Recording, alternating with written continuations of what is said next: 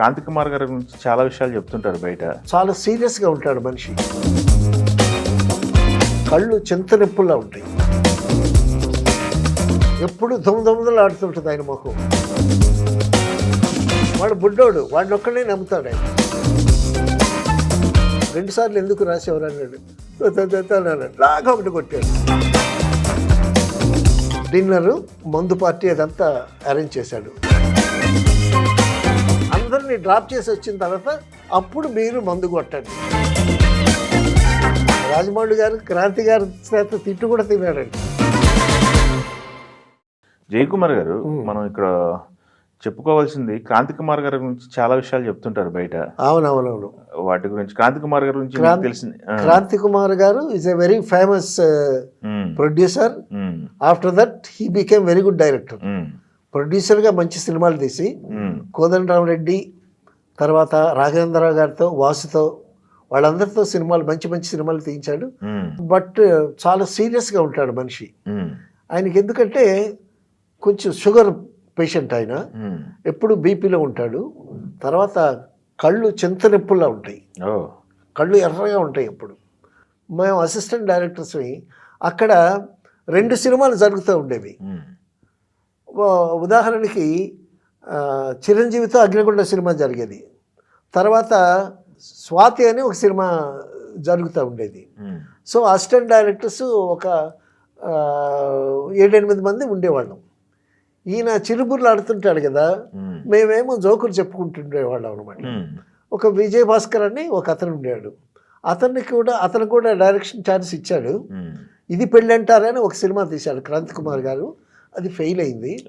So మేము ఆయన గురించి జోకులు చెప్పుకుంటుంటాం అనమాట. ఎప్పుడు దొంగదొంగలు ఆడుతుంటుంది ఆయన ముఖం. కళ్ళు చింతనెప్పుల్లా ఉంటాయి. ఒక కోడిగుడ్డు తీసుకు ఆయన ముఖం మీద విసిరేస్తే అది ఆ కళ్ళ వేడికి పగిలిపోయి ఆమ్లెట్ అయి తిరిగి వచ్చేస్తుందని. అంత దీనిగా ఉంటుంది ఆయన ఫేస్ అనమాట. తర్వాత గిరి అని ఒక కుర్రాడు ఉన్నాడండి. వాడు ఆయన కేర్ తీసుకుంటుండేవాడు. ఒక కుర్రాడు టిఫిన్లు తెచ్చి పెట్టడం, సిగరెట్లు తెచ్చి పెట్టడం, ఆయన కావాల్సినవన్నీ తెచ్చి పెడతా ఉండేవాడు అనమాట. పర్సనల్ అసిస్టెంట్ లాగా ఉండేవాడు. వాడు బుడ్డోడు, వాడిని ఒక్కడే నమ్ముతాడు ఆయన. తర్వాత అప్పట్లో ఈ లైటర్స్ ఏం లేవు. సిగరెట్లు కాల్చుకోవటానికి అగ్గిపెట్టెలు తెచ్చేవాడు. సో రోజుకు ఒక అగ్గిపెట్టి తీసుకొస్తాడు. వాడు లిస్టు రాస్తాడనమాట. టిఫిన్లకి ఇంత అయింది, సిగరెట్ ప్యాకెట్ ఇంత అయింది, అగ్గిపెట్టి ఇంత అయింది అని రాస్తూ ఉంటాడు. ఈ రాసేటప్పుడు ఏమైంది, అగ్గిపెట్టి 2 సార్లు రాశాడండి వాడు. అగ్గిపెట్టి ఎంత ఉంటుంది అప్పట్లో? 10 పైసలు 5 పైసలు ఉంటుంది. సరే నన్ను పిలిచాడు. పిలిచి, రే ఎన్ని అగ్గిపెట్టెలు తెచ్చావురా అని అన్నాడు. ఒక్కటేనండి అని అన్నాడు. లేదు దగ్గర కాదన్నాడు. 2 సార్లు ఎందుకు రాసేవారు అన్నాడు. అన్నాడు. లాగా ఒకటి కొట్టాడు అగ్గిపెట్టు కోసం. అంటే బీపీ మీద షుగర్ మీద ఉంటాడు కదా ఆయన. కాస్త ఆ బీపీ చల్లబడిన తర్వాత ఒకసారి నేను 9 గంటలకి ఆఫీస్కి వెళ్ళానండి. ఆఫీస్కి వెళ్ళి నెక్స్ట్ డే షూటింగ్ కావాల్సినటువంటి కాస్ట్యూమ్స్ అన్నీ చెక్ చేయాలి, తీసి చూపించాలి, చెక్ చేయాలి. నేను వెళ్ళేసరికి ఆ కాస్ట్యూమ్స్ తీయండి అది ఇదన్నా అనేసరికి ఈయన, మీ పని మేము చేసేసామండి, కాస్ట్యూమ్స్ అన్ని చెక్ చేసామండి అని అన్నాడు ఆయన. సో అలా ఉంటాడు ఆయన. ఎప్పుడు ఫైర్ మీద ఉంటాడు. ఒక సినిమా 100 days ఆడిందండి. అది బహుశా న్యాయం కావాలనుకుంటా సినిమా 100 days ఆడింది. తాజ్ కారమండల్లో ఫంక్షన్ 100 days పైన సెలవుజుబులు ఆడింది ఆ సినిమా.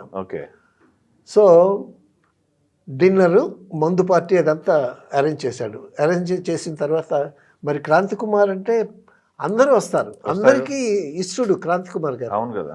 ఎవరికైనా ఏదైనా ప్రాబ్లం వచ్చిందనుకోండి, ఆర్టిస్ట్తో ప్రాబ్లం వచ్చిందనుకోండి, చిరంజీవి కావాలనుకోండి, రాధిక కావాలనుకోండి, ఈయన్నే సంప్రదిస్తారు. సో ఆ విధంగా ఇండస్ట్రీలో ఉన్న మహామహులు అందరూ వస్తారు. రైట్, పెద్ద పెద్ద వాళ్ళు అందరూ వస్తారు. అందరూ మందు తాగేసిన తర్వాత, చక్కగా భోజనాలు చేసిన తర్వాత వాళ్ళందరినీ ఇంటి దగ్గర డ్రాప్ చేయండి. డ్రాప్ చేసిన తర్వాత అప్పుడు మీరు వచ్చి ఇదిగో ఈ టేబుల్ మీద ఉన్న బాటిల్స్ అన్నీ మీవే, ఈ బాటిల్స్ అన్నీ మీవే, అందరినీ డ్రాప్ చేసి వచ్చిన తర్వాత అప్పుడు మీరు మందు కొట్టండి అని చెప్పాడండి. బాయ్స్ అందరూ వరుసగా నుంచున్నారు, ఇలాగ చేతులు కట్టుకొని నుంచున్నారు. అందులో చీఫ్ బాయ్ ఒకడున్నాడు, వాడు మధ్యన ఉన్నాడు. చీఫ్ బాయ్ ఏమన్నాడు, అలాగే సార్ అన్నాడు. అనేసరికి ఇంత కోపంలో ఉన్న ఆయన నవ్వి, తాగితే తాగుగానే ఇక మీద తాగబాకు, మనకి చెడ్డ పేరు రాకూడదు, పెద్ద పెద్ద వాళ్ళు వస్తారు, అందరిని డ్రాప్ చేసిన తర్వాత మీరు ఎంజాయ్ చేయండి, మిగిలితే ఏదైనా ఉంటే మీరు తీసుకెళ్ళిపోండి అని చెప్పాడు.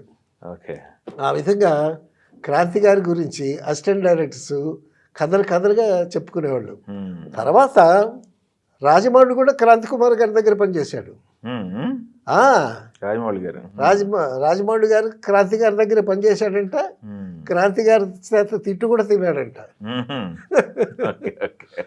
క్రాంతి గారి దగ్గర మొట్టమొదట డైరెక్టర్ వాసు గారు పనిచేశారు, తర్వాత రాఘవేంద్రరావు పనిచేశాడు, తర్వాత కోదండరామరెడ్డి గారు పనిచేశాడు, తర్వాత ఆయన దగ్గర నుంచి శివనాగేశ్వరరావు డైరెక్టర్ అయ్యాడు, మహర్షి రాఘవ్ డైరెక్టర్ అయ్యాడు, విజయభాస్కర్ అనే అతనికి డైరెక్షన్ ఛాన్స్ ఇచ్చాడు. సో అది ఒక 39 మెట్లు లెక్క. ఆ 39 మెట్లు ఎక్కినవాడు ప్రయోజకుడు అవుతాడు అనేటటువంటి పేరు ఉండేది క్రాంతి కుమార్ ఆఫీస్కి. అలాగా మరి రాజమౌళి గారు కూడా చెప్పుకోవాలి కదా. ఆయన కొంచెం బీపీ షుగర్లో, హీస్ ఏ లాయర్ అండి, లా చదువుకున్నాడు ఆయన, LLB చదువుకున్నాడు. తర్వాత మంచి నావెల్ రీడర్ ఆయన. వచ్చిన నవల్స్లన్నీ చదివి ఏది సినిమాకి పనికి వస్తుందని సెలెక్ట్ చేసుకుని కొంతమందికి చెప్పేవాడు కూడా, ఆ నవల తీసుకోండి బాగుంటుంది అది ఇదని. అటువంటి ఒక క్యాంపస్ క్రాంతి కుమార్ గారి సంస్థ Srikanthi Chitra. Okay, thank you.